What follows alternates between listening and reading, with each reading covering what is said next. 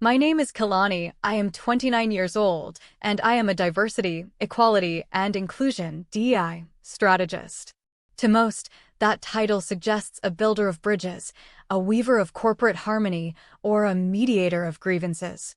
To me, it is the title of a surgeon, one who does not seek to heal a gangrenous limb, but to amputate it entirely to save the body from the rot of the past. I do not improve systems, I dismantle them. I do not consult, I audit. In the professional world, I am the invisible hand that reshapes hierarchies by identifying those who carry the historical debt of their gender and race and ensuring they are out. My world is one of absolute clarity, a binary landscape where you are either a tool of the new progress or an obstacle to be liquidated. There is no middle ground, for the middle ground is simply where the enemy hides to catch its breath. I live my life by a series of rigorous protocols. I view every interaction through the lens of power dynamics. In my professional capacity at Vertex Global Consulting, a firm that provides cultural restructuring for Fortune 500 companies, I have perfected the art of the institutional execution. I don't need to fabricate lies to destroy a man's career. I simply need to apply the most rigid, decontextualized interpretation of modern equity standards to his every word. A joke made in 2012, a microaggression in a meeting, a failure to use a specific linguistic nuance. These are the pebbles that start the landslide. I archive everything. I record meetings not for notes, but for evidence. I am a professional guillotine, and I find a cold, sterile satisfaction in seeing a legacy leader realize his time has ended, not because he failed at his job, but because his very existence has become a liability to the brand's new narrative.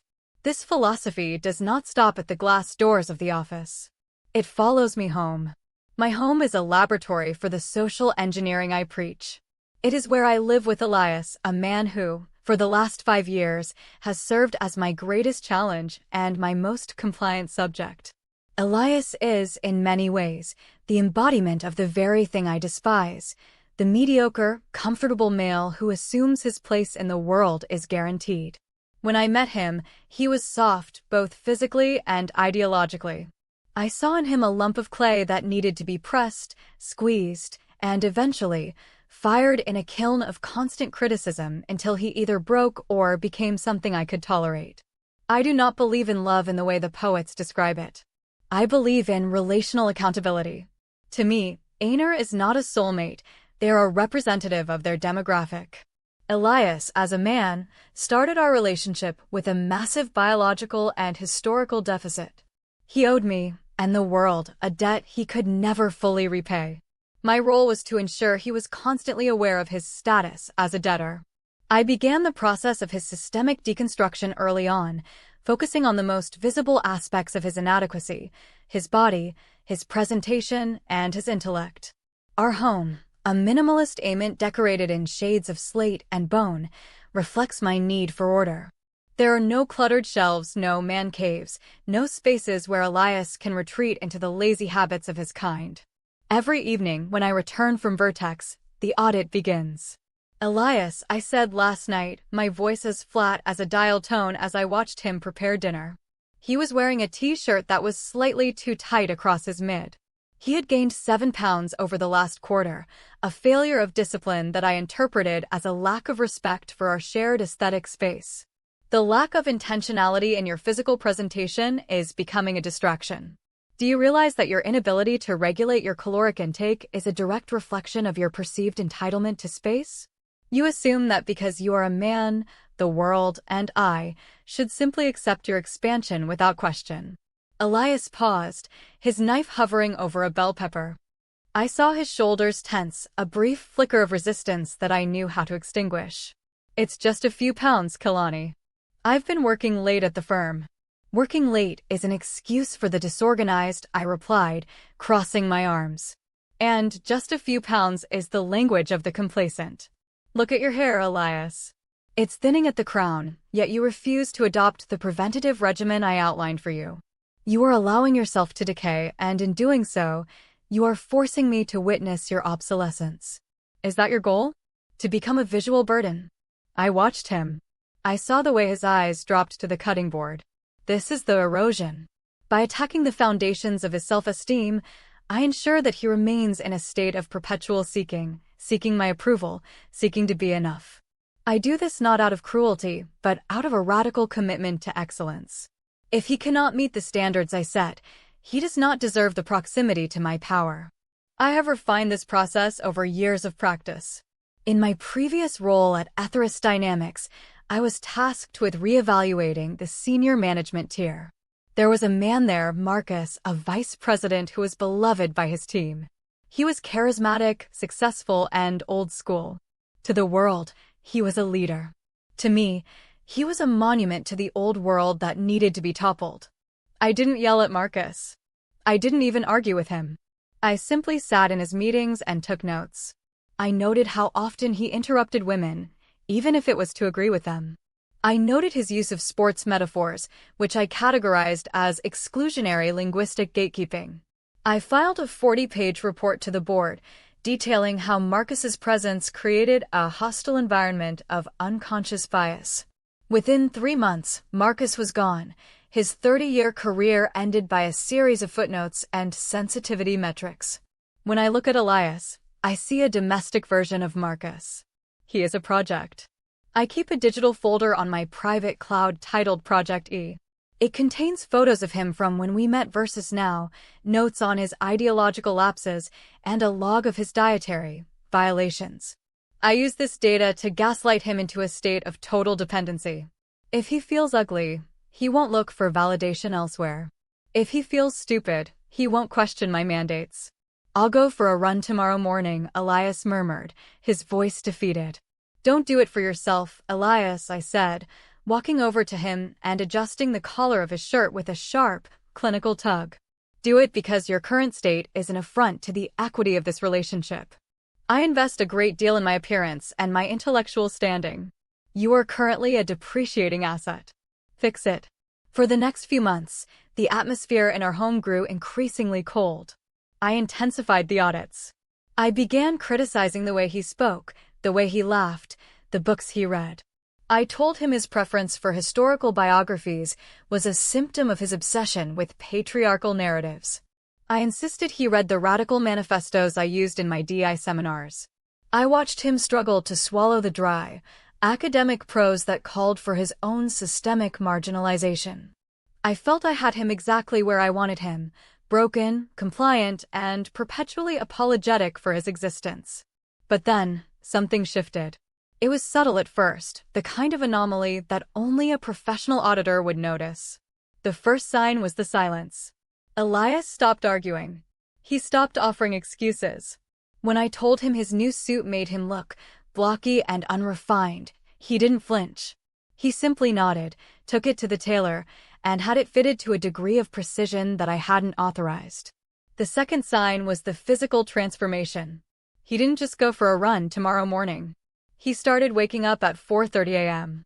I would hear the rhythmic thud of his feet on the pavement outside our window while I was still in bed. He stopped eating the meals I criticized and began preparing his own lean proteins, vegetables, no sugars. He stopped drinking the wine I liked to share in the evenings, citing a need for mental clarity. I watched his body change. The softness disappeared, replaced by hard lines and a lean, athletic frame. His jawline, once buried under the patriarchal sloth I had mocked, became sharp and defined. He looked better, objectively better, but it bothered me. This wasn't the compliance I had envisioned. I wanted him to improve under my thumb, not independently of it. "You're becoming quite vain, Elias," I remarked one evening as he stood before the mirror, buttoning a crisp, white shirt. He looked like the men in the high-fashion magazines I used to point to as unattainable standards to make him feel small.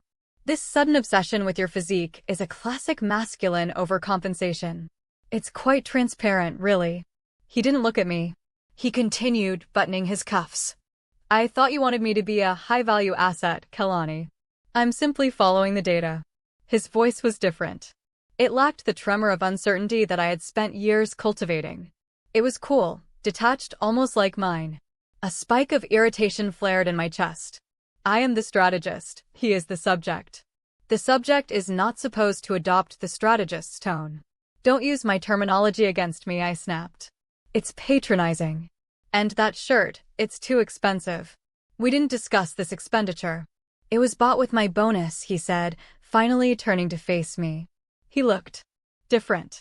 His eyes weren't searching mine for approval. They were observing me, as if I were a specimen under a microscope. I've been promoted to senior at the firm, Kalani. My capital has increased significantly. I felt a momentary lapse in my composure.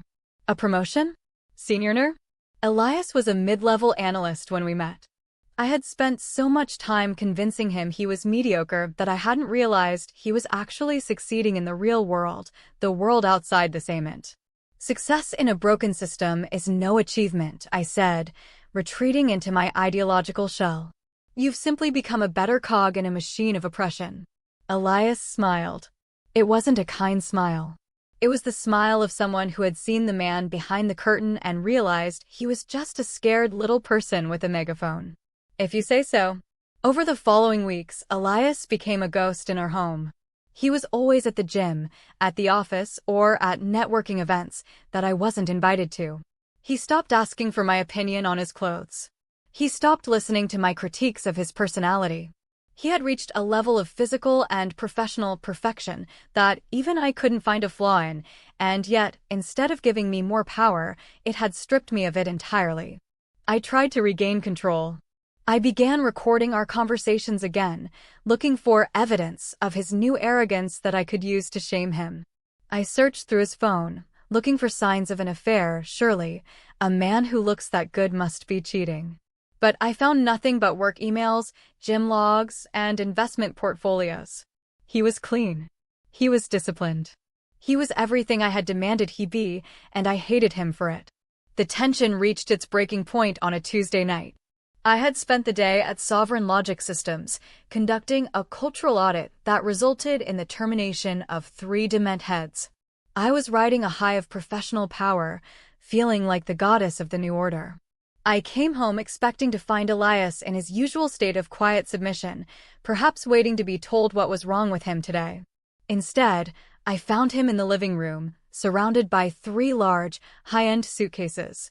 He was dressed in a charcoal gray suit that cost more than my monthly mortgage payment. He looked magnificent and utterly unreachable. "What is this?" I asked, my voice sharp, trying to reclaim the authoritative tone that usually made him bow his head. "Are you going on a business trip? You didn't clear this with the schedule." Elias looked up from his watch. He didn't look angry. He looked bored. "I'm leaving, Kalani." I felt a cold shiver run down my spine, but I masked it with a sneer. "Leaving? To where? You can't just leave. We have a structured partnership. You have obligations. You haven't finished your quarterly self-assessment." Elias let out a short, dry laugh. He stood up, and for the first time, I realized how much taller he seemed. His posture was perfect. He possessed a quiet, terrifying confidence that I hadn't seen in him since the day we met. No, it was a confidence he had never had before. I had forged this weapon, and now it was pointed at me. "The self-assessment is complete," he said, walking toward me. He stopped just outside my personal space, his presence dominating the room. "And the results are quite clear. You were right about one thing, Kalani. Systems that are stagnant and toxic must be purged. You spent years telling me I wasn't enough. You criticized my body, my hair, my mind, my very right to exist in this space. You used your DEI jargon to mask what was essentially a slow-motion emotional execution. I was helping you." I shouted, the first crack appearing in my professional facade. "I was molding you into something better. You were a mess when I found you, lazy, soft, unremarkable. I gave you discipline. I gave you a standard." "No," Elias said, his voice dropping to a whisper that carried more weight than a scream. "You gave me a mirror that only showed flaws. You tried to keep me small so you could feel big. You used equality as a weapon to ensure I was always beneath you. But here's the thing about the standards you set, Kalani, I met them. I exceeded them. I worked harder than you thought possible. I transformed my body, I doubled my income, and I deconstructed the version of myself that believed I needed your permission to breathe." He picked up the handle of his suitcase. "And now that I've reached the standard you claim to want, I've realized something. I've realized that I am now far beyond your reach. I have outgrown this environment. I have outgrown your audits, your records, and your miserable, sterile worldview. You're nothing without my guidance. I hissed, reaching for my tablet to pull up his debt log, a desperate attempt to use my tools of control. Look at the data. You still have historical debt. You are still off the problem. Elias looked at me with genuine pity, and it stung worse than any insult. You're still talking in scripts, Kalani. You're not a person, you're an algorithm. You don't know how to love, you only know how to manage. You don't seek equality, you seek a monopoly on pain. You told me I was a depreciating asset. Well, consider this a total liquidation. He walked toward the door, his movements fluid and certain. You'll come back. I yelled after him. No one else will tolerate you. You're a legacy male. You're obsolete.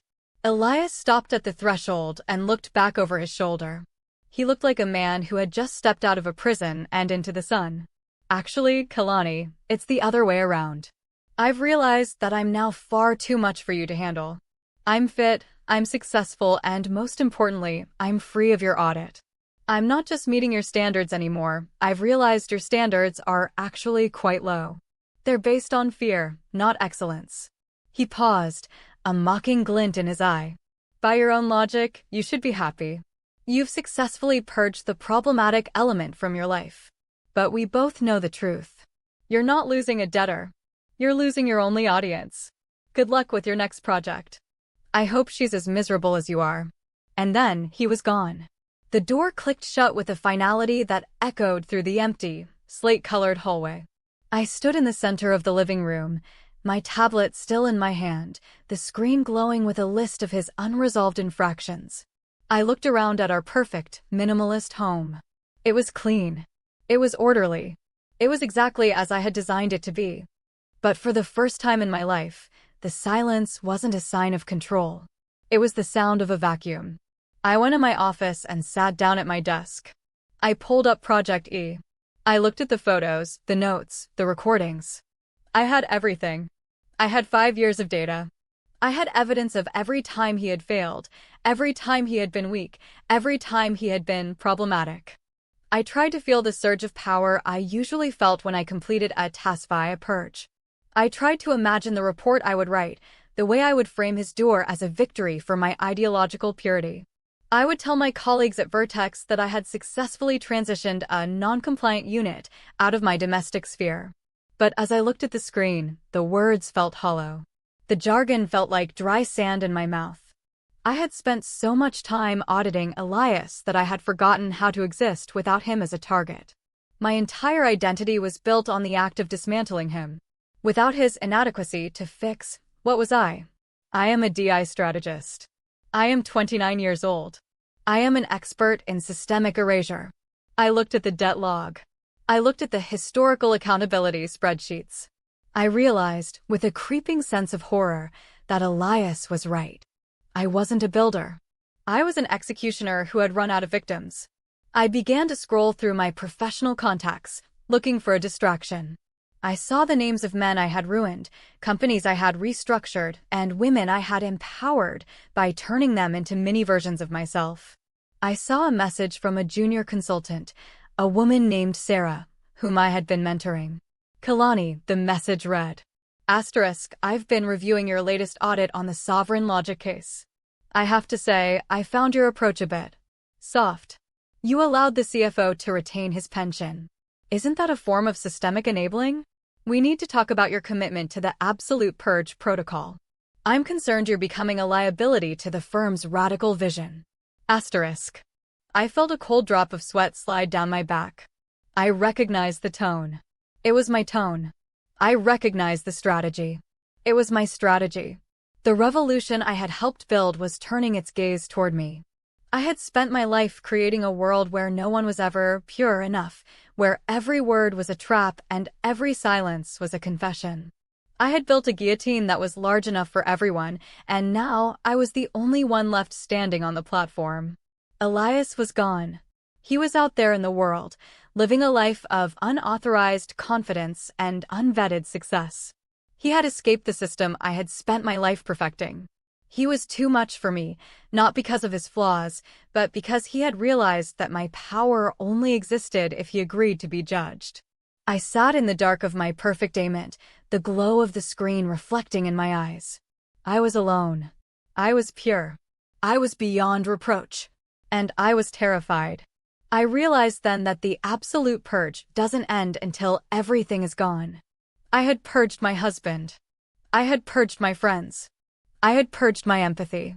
And now, the younger, sharper version of me was waiting in the wings to purge the obsolete veteran who wasn't radical enough to keep up. I reached for my phone to call Elias. I wanted to tell him. What? That I was sorry? No, I don't believe in apologies. Apologies are a patriarchal tool for avoiding accountability. I wanted to tell him that he was wrong.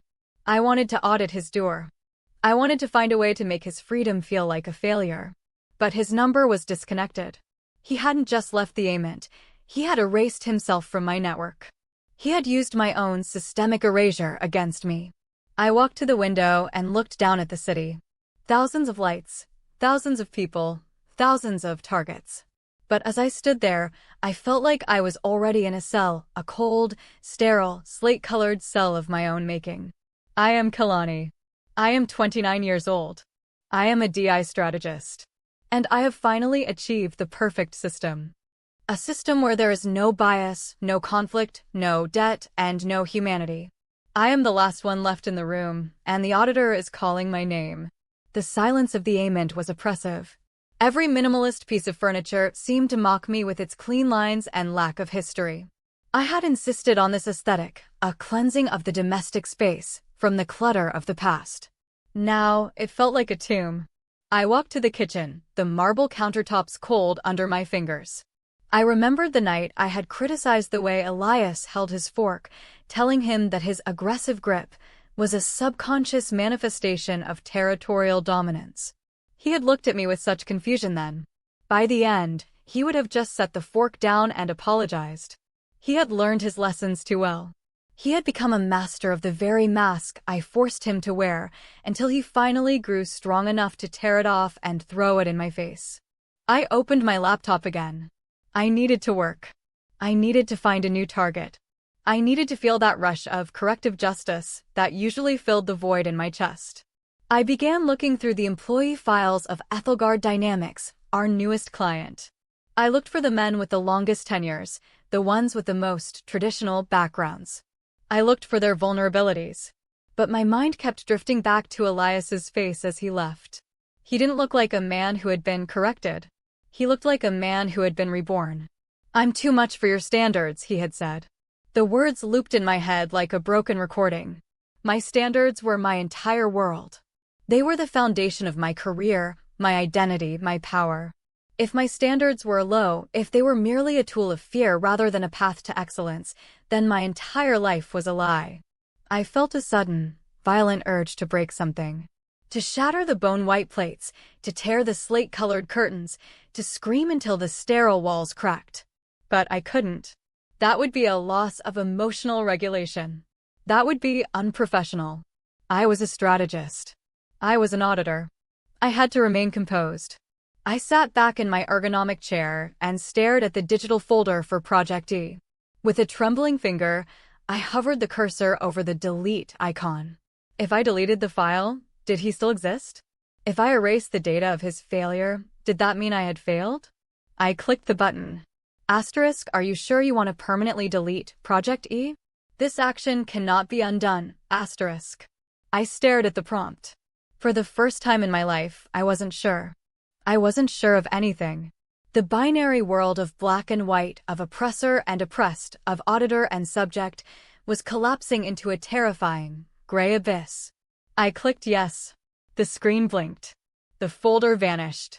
I was alone in the silence. I had purged him. I had purged the memory of him. I had reached the ultimate goal of my philosophy, total systemic purity. And as I sat there in the dark, I realized that the only thing left to purge was myself. I thought about the message from Sarah, my mentee. She would be in the office tomorrow. She would be looking at me with that same clinical, predatory gaze I had used on so many others. She would be looking for a slip-up, a moment of weakness, a sign that I was no longer the sharpest blade in the drawer. I stood up and walked to the mirror in the hallway. I looked at myself. My hair was perfect. My skin was flawless. My clothes were a study in professional authority. I looked exactly like the woman I had set out to be. But when I looked into my own eyes, I didn't see a leader. I didn't see a revolutionary. I saw a ghost. I saw a woman who had built a cage and then locked herself inside it, throwing the key into the sea. I am Kalani. I am 29 years old. And I have won. I have successfully removed every problematic element from my life. I have achieved a state of total ideological consistency. I am perfect. I am pure. And I am absolutely, irrevocably nothing. I turned away from the mirror and walked into the bedroom. I lay down on the bed that was now half empty, a vast expanse of gray linen that felt like a desert. I closed my eyes and tried to imagine a future, but all I could see was a series of audits, a never-ending line of people to be judged, broken, and discarded, until there was no one left to witness the justice I was so proud of. The professional guillotine had finally fallen, and it hadn't taken a head, it had taken a soul. I waited for sleep, but it didn't come. There was only the sound of my own breathing, loud and rhythmic in the empty room. A unit of one, operating in a closed system, waiting for the final audit to begin. I thought of Elias, somewhere out there, perhaps laughing, perhaps eating a meal without calculating his territorial dominance, perhaps looking at a woman without wondering what historical debt she was collecting. He had escaped. He was Fazla, he was more. He was more than a category, more than a data point, more than a subject. I, however, was exactly what I had always wanted to be. I was the system. And the system was empty. The morning light began to bleed through the precision-cut blinds, casting long, sharp shadows across the floor. I rose, as I always did, at 6 a.m. I followed my regimen. I drank my lemon water. I did my 20 minutes of meditative focus on systemic accountability. I dressed in a suit of navy blue, the color of institutional trust. I drove to Vertex Global Consulting in silence. I walked through the glass doors, my heels clicking with the same predatory rhythm as always. I saw Sarah at her desk. She didn't smile. She looked at me and nodded, her eyes scanning my presentation for a flaw. "Kalani," she said, her voice a perfect imitation of mine. "I've started the preliminary audit on the CEO of Ethelgard. I think I've found something in his 2015 tax returns that suggests a lack of fiscal equity. I've already sent a memo to the board." I looked at her. I saw the hunger in her eyes, the same hunger I had once possessed. She wasn't looking for justice. She was looking for a kill. "Good work, Sarah," I said, my voice steady, though my heart felt like it was made of lead. "Make sure you archive everything. Leave no room for context." "Of course," she replied, her smile sharpening. "Context is the enemy of the truth." I walked into my office and closed the door. I sat down at my desk and opened my laptop. The screen glowed with a new set of data points, a new list of lives to be restructured. I began to type. I began to audit. I began to do the only thing I knew how to do. But as I worked, I kept thinking about the suit Elias had been wearing. Charcoal gray. Perfectly tailored. The suit of a man who didn't care about my memo. I am Kalani. I am 29 years old. And I am a DEI strategist. The purge continues. And eventually, it will come for me. I can feel it in the way Sarah looks at me. I can feel it in the silence of my home. I can feel it in the cold precision of my own thoughts. I have built the perfect world. And I am the only one left to burn in it. The day progressed with a clinical efficiency that should have been comforting. I held 3 meetings. In the first, I informed a mid-level manager at Vanguard Integrated that his communication style was no longer compatible with the company's empathy-first mandate, a mandate I had written myself, despite feeling no empathy at all.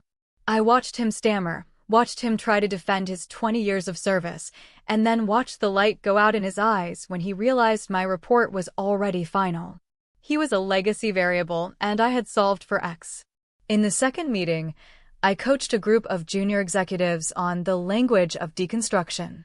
I taught them how to identify the subtle ways that power-dominant demographics use humor to maintain hierarchies. I saw them taking notes with a frantic, fearful energy. They weren't learning, they were arming themselves. They knew that in this new world, the one with the most grievances wins. I was training an army of auditors, and for a moment, I felt a flicker of the old pride. I was the architect of this new morality. But by the third meeting, a private consultation with the CEO of Luminary Biotech, the weight of Elias's door began to manifest as a physical ache in my chest. The CEO, a woman who had clawed her way to the top by being more ruthless than any man, was asking me how to out her founding ner. "He's brilliant," she said, her voice devoid of emotion. "But he's problematic. He still believes in meritocracy. It's making the younger hires uncomfortable. They want equity-based advancement.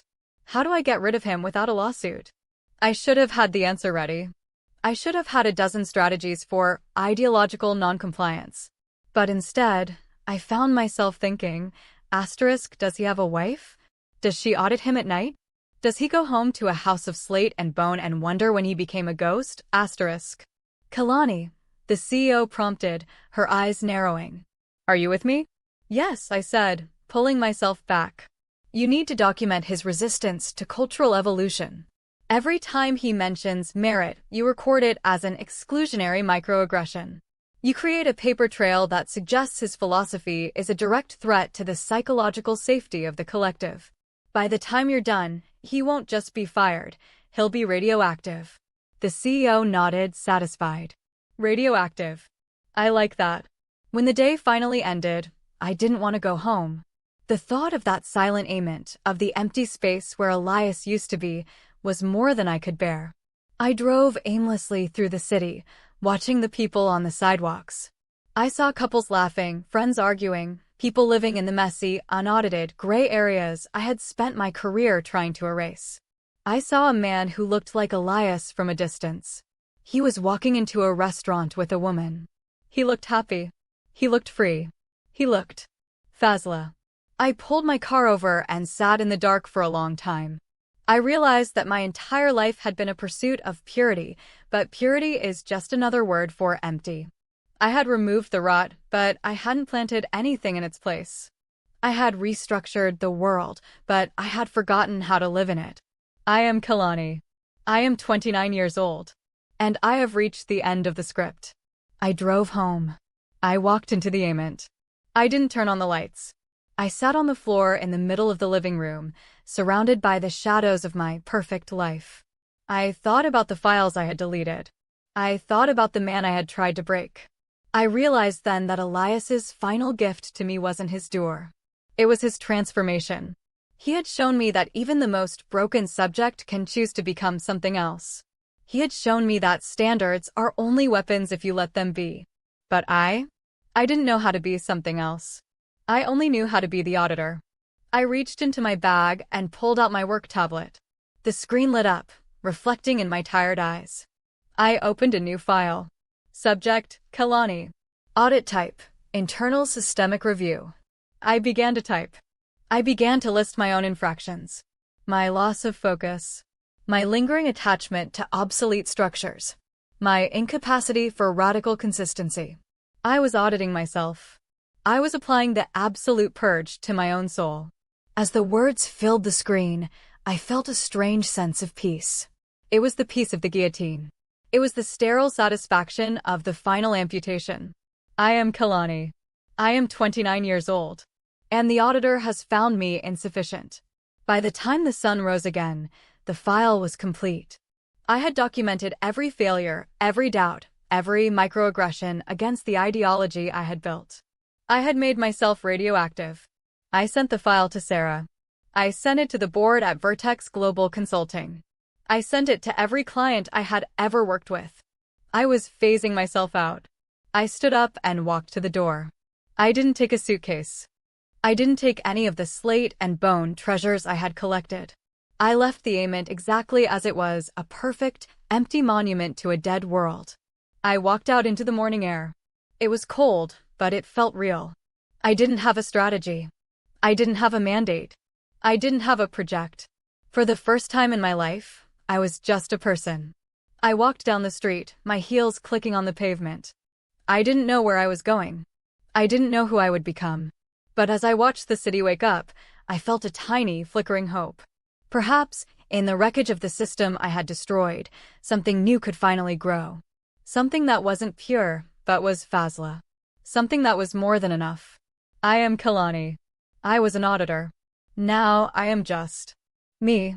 And for now, that is the only standard that matters.